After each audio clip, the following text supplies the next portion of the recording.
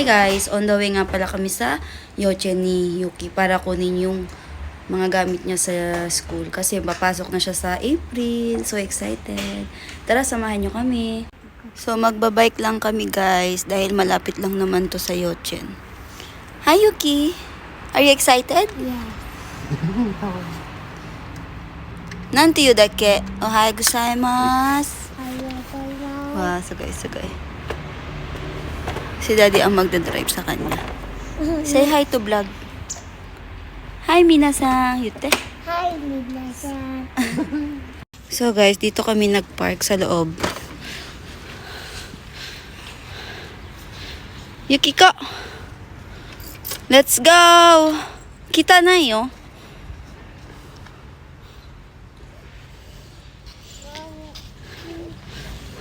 Ay,これ持って。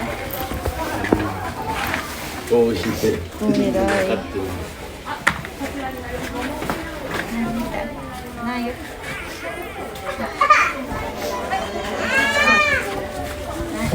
マミ、ピンクだよ。いける？イエーイ、やった。オッケー。お名前つけてボタンのお部屋にボタン入ってます。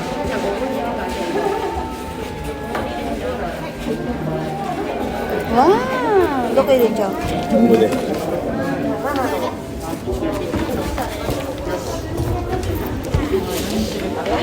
Look, your friends. Say hi to them. お願いします。 So guys, may meeting ang mga parents. So guys, ang daming umiiyak na bata. Buti na lang si Yuki mabait. Nakikipaglaro. Update ko kay later. Wata? Tanoshi? Tanoshi katta? Yay, yatta. Tomodachi dekita no? マミで。マミ。 Ara? Hai. すごい。どうやって？つける？両足して。早く早く。早く入れて。終わったから。はい、ワシワシ。オッケー、大丈夫。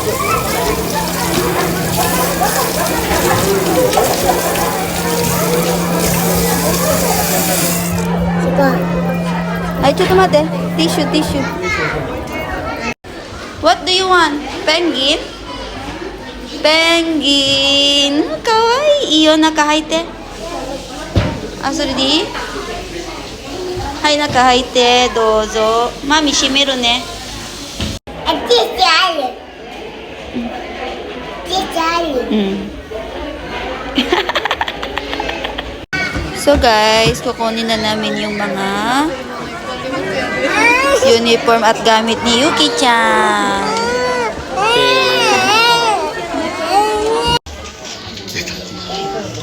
Tissue man.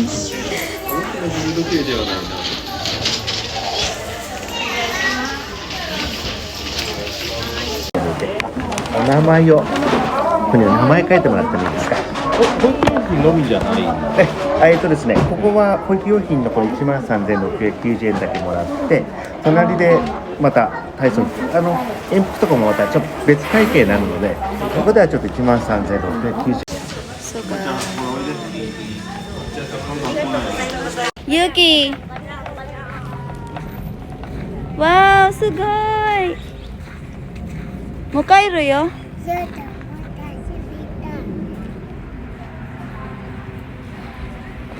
もう帰るから。もっと遊びたい。行こう。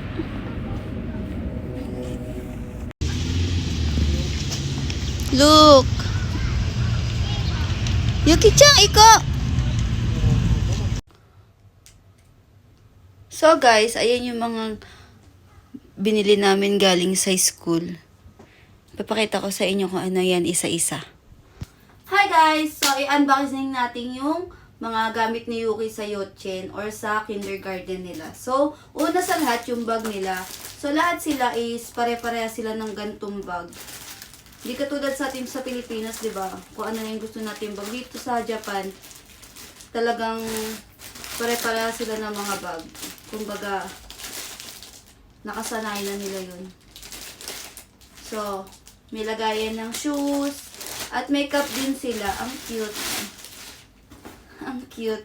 Excited na akong suotin to ni Yuki. Then, ganun din sa pang sportswear nila. Meron din shorts, saka t-shirt. T-shirt siya. Yan. T-shirt siyang ganyan.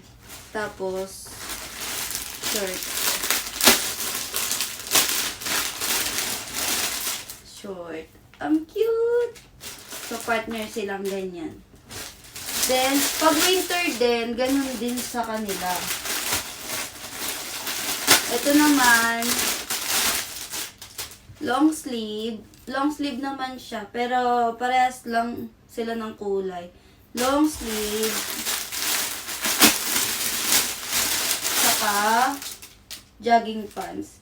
So, feeling ko medyo mahaba to kay Yuki's para suotin. Pero, tatahian ko na lang siya. So, ang cute. Long sleeve and jogging pants. Ito naman yung sa yung pagpapasok sila araw-araw.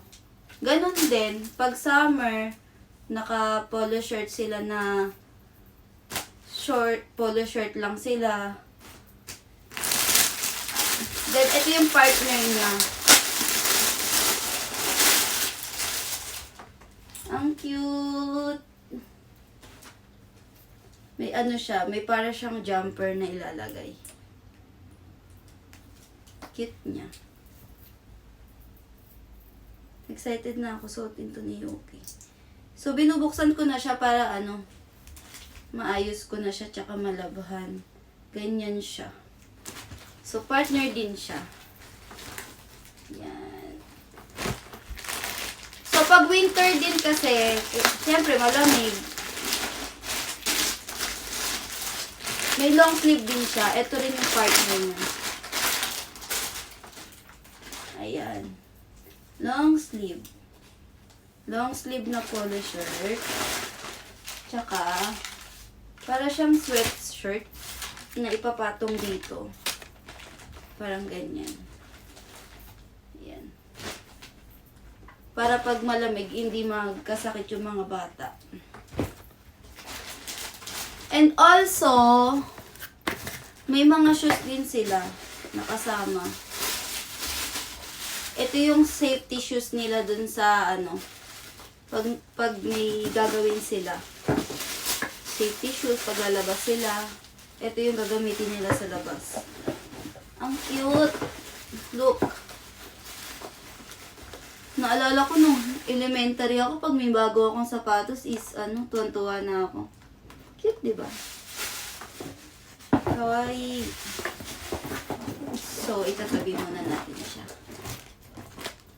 So, next is itong white shoes nila na gagamitin sa loob ng room nila. Kasi, dito sa Japan, bawal mo gamitin yung yung pinampasok mo na, bawal mo gamitin yung sapatos mo, yung ginamit mong sapatos sa labas, bawal ipasok sa loob. So, lahat sila pare-parehas.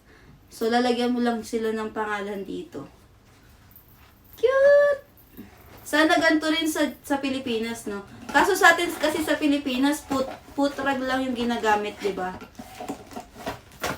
Pagpasok ng room. Ito, sa kanila, para silang may kanya-kanya silang shoes. Pero parang maliit siya.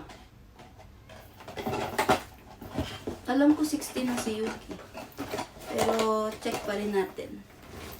So may kasama rin siyang mga gagamitin nila sa school. Like ito. Drawing paper. And ito, parang pang siya sa clay. Panghulma. So So, ito naman is yung lagayan nila ng clay. Dito nila ilalagay yung clay nila. May lagayan na talaga sila. Next, hindi ko alam kung ano to. Oh! Pink cup. So, lahat sila may ganito. Kawaii. Pare-parehas din sila ng pink cup. Inuman nila sa ano? Sa room. Then, ano kaya to? Wala mo kawaii. Hindi ko pa alam yung laman nito. Oh! So, guys, may iba't iba siyang ano, nakalagay.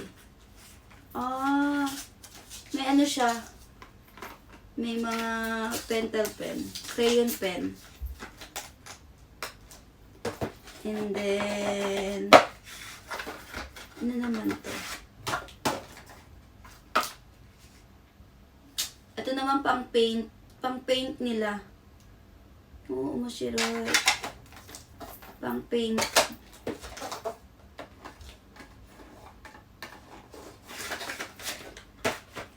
Meron din silang gunting.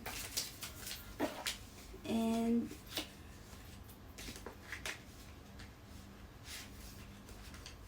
eto. Hindi ko alam kung anong tawag dito. Pang scrap ata to. O pang hulma. I don't know. Kung saan nila gagamitin to. And syempre, paste. Next is paste. Pandikit. Ang cute ng pandikit nila, oh. Sa atin kasi parang ano, 'di ba? Yung tube. Ito parang may ano, may spatula siyang kasama. Ayan. And then, and last is, what is this? Ah. Crayon. So, crayon siya. Ang cute. May case talaga siya, no? So, 16 pieces siya na crayon. So, at least, di ba, hindi na kami bibili ng ano, sa labas. Tsaka pare-parehas na sila. And then, itong ilalagay sa gamit nila. Sticker siya na lagay ng pangalan. So, yun lang guys, yung laman nung binili namin. So, lahat to binili namin sa school. Pare-pareha sila ng mga classmates niya.